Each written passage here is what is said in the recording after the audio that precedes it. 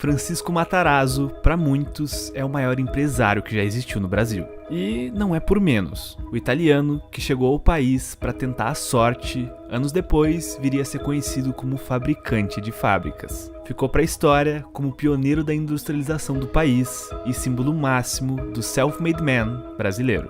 Matarazzo construiu o maior e mais diversificado império empresarial da América Latina e chegou a ser o quinto homem mais rico do mundo na época. Ele possuía mais de 200 fábricas, que juntas faturavam mais que a produção individual de todos os estados brasileiros, exceto São Paulo, onde ficavam suas fábricas. Ao morrer, em 1937, Matarazzo tinha um patrimônio estimado em 27 bilhões de dólares, corrigidos aos dias de hoje pela inflação americana. Para efeito de comparação, ele possuía uma fortuna muito maior que a primeira colocada do ranking da Forbes dos mais ricos do Brasil em 2023. Os números são impressionantes. No começo do século XX, 6% da população paulistana trabalhava ou dependia de alguma forma das indústrias de Matarazzo. Obviamente, eram outros tempos. São Paulo era muito menor do que é hoje, mas isso nos mostra o quão importante foi o Império de Matarazzo na época que a cidade começou a se destacar. No seu auge, as indústrias de Matarazzo chegaram a empregar mais de 30 mil pessoas, número que pouquíssimas empresas privadas atingem no Brasil de hoje. Dando como exemplo, a multinacional brasileira Gerdau, que tem presença em todo o mundo, atualmente conta com um pouco mais de 28 mil funcionários, ou seja, menos que as fábricas de Matarazzo. Mas o Império dos Matarazzo, que parecia imparável, entrou em grande decadência a partir da morte do conde. E essa história envolve uma sucessão de erros, como, por exemplo, declinar a oferta de um presidente do Brasil para entrar em um negócio com uma grande marca de carros. Conheça agora a história de Francisco Matarazzo, sua ascensão e a queda de um dos maiores impérios que já existiram nesse país. Mas antes, por favor, não se esqueça, já deixa teu like no vídeo, se inscreve no canal e ativa as notificações. Toda semana, as curiosidades mais interessantes do mundo dos negócios você encontra aqui no Curioso Mercado. E fica aqui nosso agradecimento a todos os nossos membros do canal, que você confere aí na tela.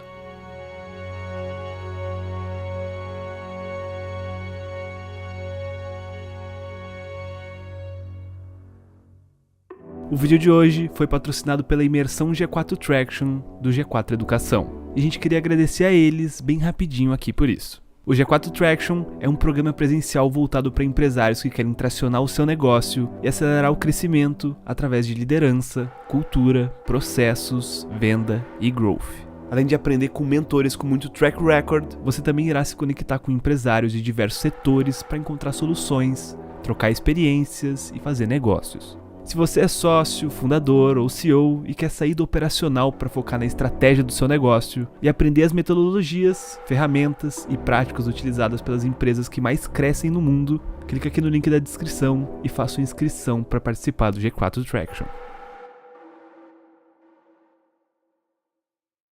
Francesco Matarazzo, conhecido também como Conde Matarazzo, nasceu na Itália, na cidade de Castellabate, que fica na região de Nápoles, em 9 de março de 1854. Ele era o mais velho entre 9 filhos. Francesco nasceu logo antes da unificação da Itália, período que ocorreu entre 1861 e 1870. E a região sul do país, onde os Matarazzo viviam, sofreu uma grande crise econômica. Esse cenário causou uma grande onda de imigração, conhecida como a diáspora italiana. Mas a família Matarazzo resistia porque possuía algumas propriedades e era considerada rica na época. Então, Francesco crescia com bons estudos. Porém, com a morte do patriarca da família, por volta de 1870, a situação ficou difícil. Não se sabe bem o que o jovem Francesco fez nos 11 anos seguintes, mas alguns historiadores afirmam que ele teria tentado assumir os negócios da família, atuando como comerciante, o que não deu certo. Fato é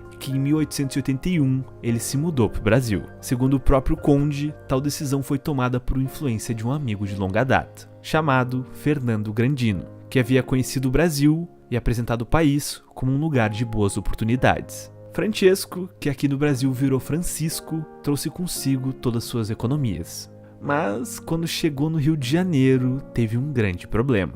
Por um descuido no desembarque, ele viu naufragar 2 toneladas de gordura de porco, também conhecida como toicinho, que ele havia trazido da Itália para vender aqui. Essa carga representava grande parte da riqueza de Francisco, e foi dessa forma dramática que ele iniciou sua nova vida em terras brasileiras. Para viver, ele escolheu a cidade de Sorocaba, que, naquela época, era o maior centro brasileiro de comércio de gado. Por lá, abriu uma venda e trabalhou como mascate. A história contada por ele mesmo é que, para economizar, ele comia apenas pão seco e bananas. Mas, 2 anos depois, já bem estabelecido, ele viu uma oportunidade e montou uma fábrica de banha na cidade. Mas pouco ele parava em Sorocaba. A maior parte do tempo, ele estava viajando para comprar porcos direto dos produtores e também fazia algumas vendas. Já nessa época, ele seguiu uma política comercial que conservaria até seus últimos dias. O conde afirmava que o bom negócio se faz na compra e não na venda. E há relatos que foi realmente isso que fez ele crescer, inclusive muitas vezes sugando ao máximo os fornecedores para obter sucesso nas suas empreitadas. O negócio ia evoluindo e tinha muito espaço para crescer. Matarazzo identificou que o problema a ser resolvido não estava na produção da banha, que na verdade era simples de fazer, mas sim na embalagem. Naquela época, a banha americana, que dominava o mercado, vinha em barricas de madeira que muitas vezes estragavam o produto. Ao substituir as barricas por embalagens de metal, Matarazzo aumentava a durabilidade do produto e permitia que os consumidores comprassem em quantidades menores. Isso evitava o desperdício, que tornava o produto brasileiro mais barato e, de certa forma, melhor. Esse é um exemplo de como Matarazzo agiria em toda a sua carreira, fazendo barato dentro do Brasil o que antes era caro e chegava do exterior. Assim, ele foi precursor na chamada substituição de importações.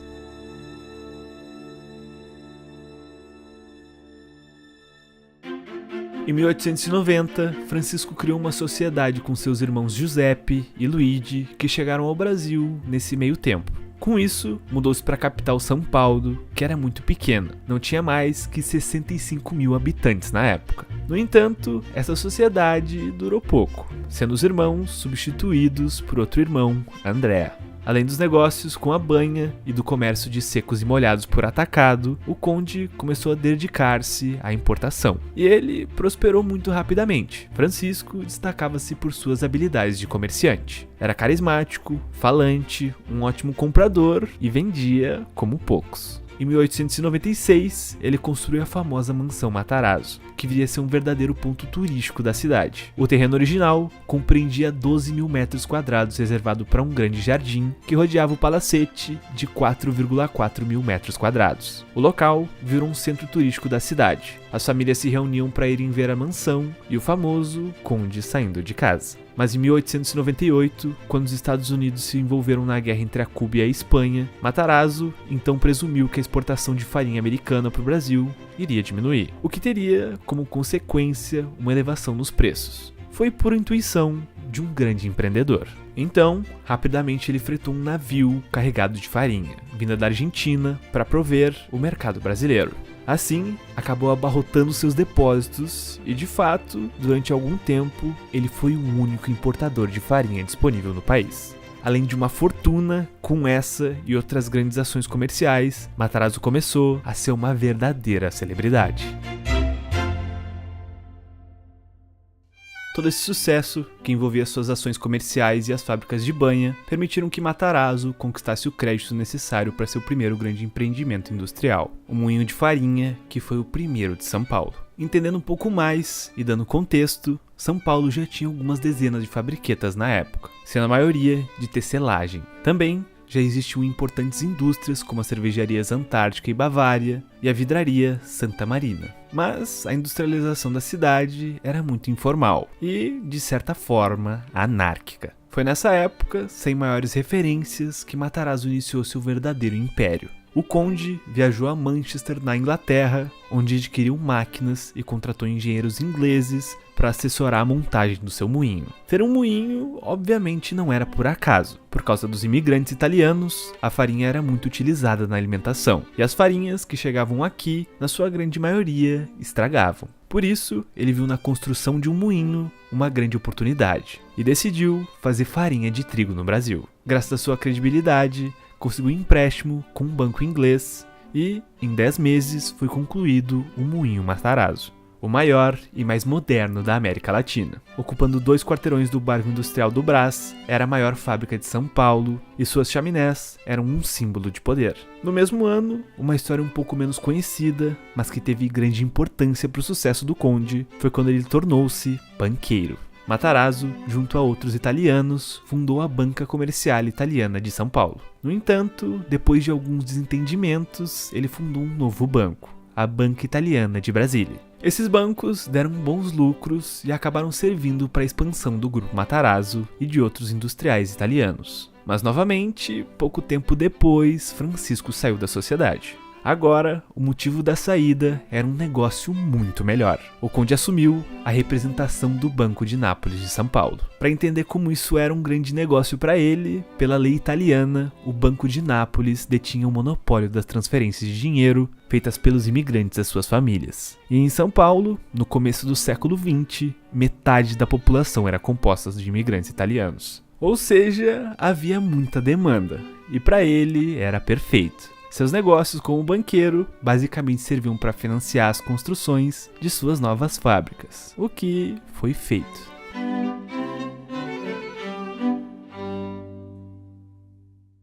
O sucesso com a venda da farinha permitiu quitar em pouco tempo a dívida com os ingleses. Em torno do moinho, que duplicou sua capacidade em menos de 2 anos, novas fábricas surgiram em um movimento de verticalização nunca antes visto no Brasil, e que talvez nunca tenha acontecido na nossa história. Matarazzo optou por essa estratégia para reduzir sua dependência de outros fabricantes, já que a indústria que existia eram praticamente incipientes e não atendiam na velocidade que as fábricas de Matarazzo precisavam. Então, em 1901, começou a fabricar sacos para embalagens da farinha, o que deu origem à tecelagem Mariângela. Logo depois, foi a oficina de manutenção da fábrica que se transformou em uma indústria de embalagens. E o algodão da tecelagem começou a ser aproveitado integralmente quando, de seu caroço, Matarazzo iniciou a extrair a matéria-prima para óleos e sabões. Nasce daí, em breve, a maior fábrica brasileira de saponáceos. E, já que sobravam madeiras nas serrarias, resolveram abrir uma fábrica de móveis. Na metalurgia, aproveitou restos para fabricar artigos de cozinha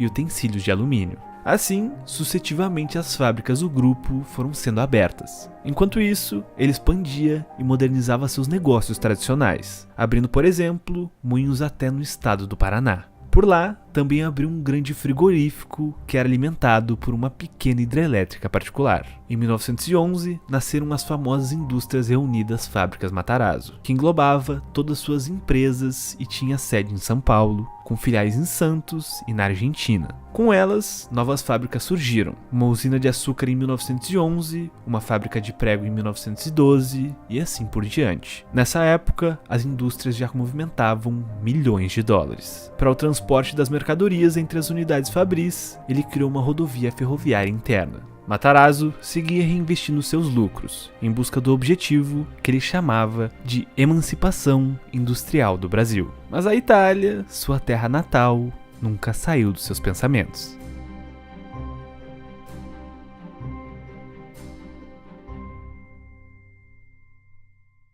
No fim de 1914, Matarazzo partiu para a Itália com sua família para um período de repouso, mas acabou sendo surpreendido pela entrada da Itália na Primeira Guerra Mundial.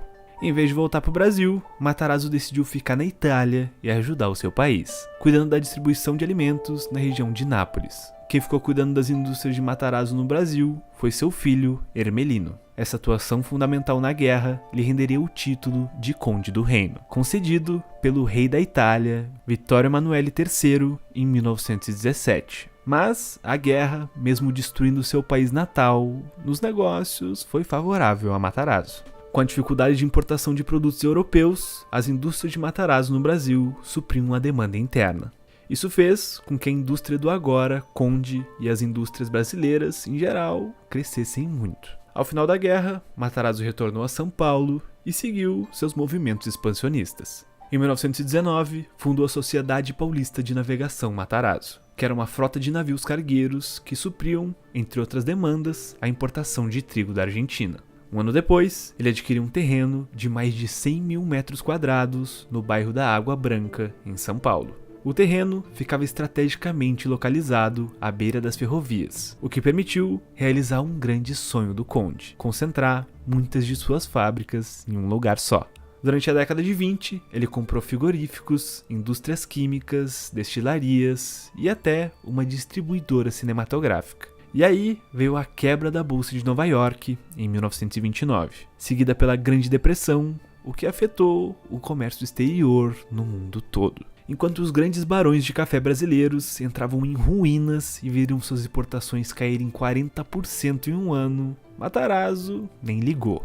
Apoiado em matérias-primas nacionais e grande capital, ele viu na crise uma oportunidade para comprar seus concorrentes e consolidar seu domínio. A política do Brasil também vivia convulsões no início dos anos 30, quando Getúlio Vargas derrubou Washington Luiz e assumiu a presidência. Matarazzo era amigo pessoal do político paulista, mas não demorou a apoiar o novo governo de Getúlio. Para não prejudicar os negócios, ele evitava se envolver em disputas políticas aqui no Brasil. Durante a Revolução Constitucionalista de 1932, por exemplo, quando São Paulo se revoltou contra Vargas, grandes indústrias paulistas entraram no movimento. A fábrica de munições de Matarazzo chegou a fornecer 160 mil cartuchos de armas, mas Matarazzo, como pessoa física, permaneceu neutro até o fim, o que não abalou a popularidade do conde com os paulistanos. O único que conseguia rivalizar de certa forma, nesse quesito, mesmo com muito menos dinheiro, foi Giuseppe Martinelli. E isso se devia ao prédio que Martinelli construiu,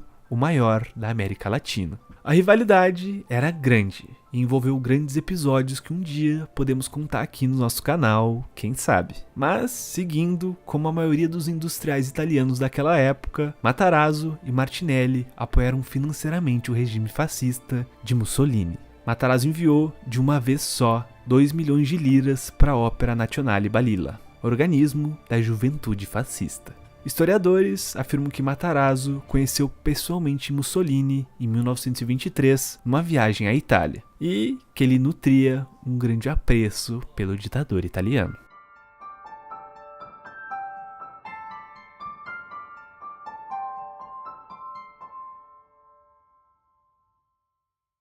Mesmo aos 80 anos, o conde Matarazzo seguiu seus métodos de trabalho. Acordava cedo e seguia realizando suas tarefas diariamente. Ele participava ativamente das fábricas. Gostava de fazer pessoalmente todas as compras de matéria-primas e, caso não conseguisse, pelo menos seriam feitas sob o conhecimento do conde. Francesco Matarazzo jamais se naturalizou e veio a falecer em 1937. Vítima de falência renal, às vésperas de completar 83 anos. Ele foi enterrado em São Paulo, onde 100 mil pessoas saíram às ruas para participar do seu funeral. Foi um dos maiores acontecimentos da cidade até então. As flores, inclusive, se esgotaram nas floriculturas. Quando o conde morreu, era o homem mais rico do Brasil e dono da 5ª maior fortuna do mundo. O empresário deixou a viúva Filomena, 11 filhos e mais de 30 netos e 10 bisnetos. O sucessor de Matarazzo, que já havia sido escolhido, era Francisco Matarazzo Júnior, já que a primeira opção, Ermelino Matarazzo, havia morrido em um acidente de automóvel em 1920. Essa escolha não agradou os outros filhos do conde, mas Francisco Matarazzo Júnior, apelidado de Chiquinho,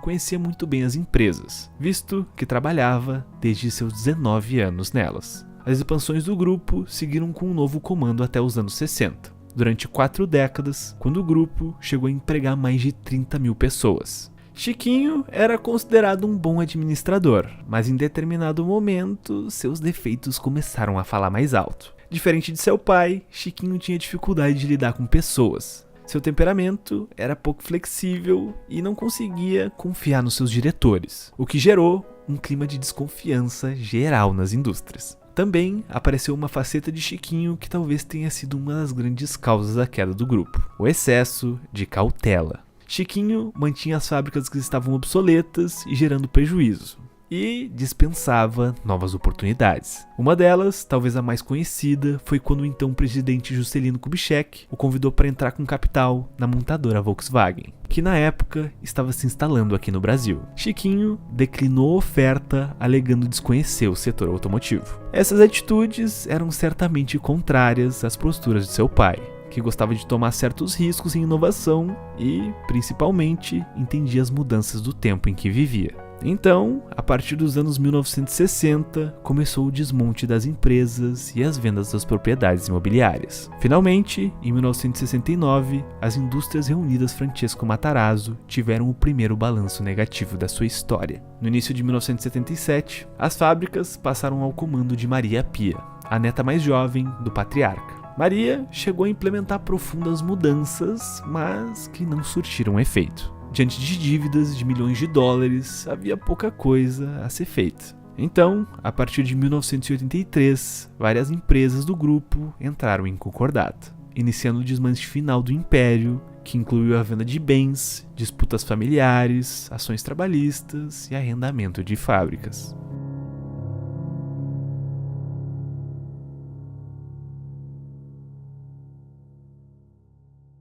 Das indústrias Matarazzo, muitos edifícios acabaram sendo demolidos e outros permanecem abandonados. A mansão, inclusive, não resistiu e hoje, onde ela ficava, encontra-se um shopping. A família está longe de viver seus tempos áureos. Mesmo assim, ela segue sendo influente e importante no cenário paulista e brasileiro. Alguns membros da família Matarazzo são pessoas bastante conhecidas no público geral, como o político Eduardo Matarazzo Suplicy, a jornalista Cláudia Matarazzo e o diretor de novelas Jaime Bonjardim Matarazzo. O legado de Matarazzo é enorme. Ele é considerado o pai da grande indústria do Brasil. Matarazzo foi um dos fundadores da Federação das Indústrias do Estado de São Paulo, a Fiesp, e do Centro das Indústrias de São Paulo, a Ciesp. A urbanização da maior cidade do país também passa pelas suas mãos. A própria sede da Prefeitura de São Paulo fica no icônico edifício Matarazzo, que abrigava a sede das indústrias de Francesco. Francisco Matarazzo teve atitudes bastante controversas que a história julgou, mas era um homem e empresário do seu tempo. Ele soube, como poucos, aproveitar as oportunidades que a vida lhe apresentou e, com uma ambição sem igual, conquistou o posto de um dos maiores empresários brasileiros de todos os tempos. Se ele foi ou não o maior empresário brasileiro, fica aí a dúvida, mas você pode nos ajudar respondendo aqui nos comentários. Afinal, o Conde Matarazzo foi o maior empresário brasileiro de todos os tempos? E se você gostou do nosso conteúdo, considera com carinho se tornar um membro do canal. Além de receber selos, conteúdos exclusivos, participar das enquetes e outros benefícios, você ajuda o Curioso Mercado a continuar produzindo conteúdo. Mas se você não quiser se tornar membro, você pode deixar seu like e se inscrever no canal, que é de graça. Toda semana, as curiosidades mais interessantes do mundo dos negócios você encontra aqui no nosso canal. Curioso Mercado, conteúdo para quem tem conteúdo.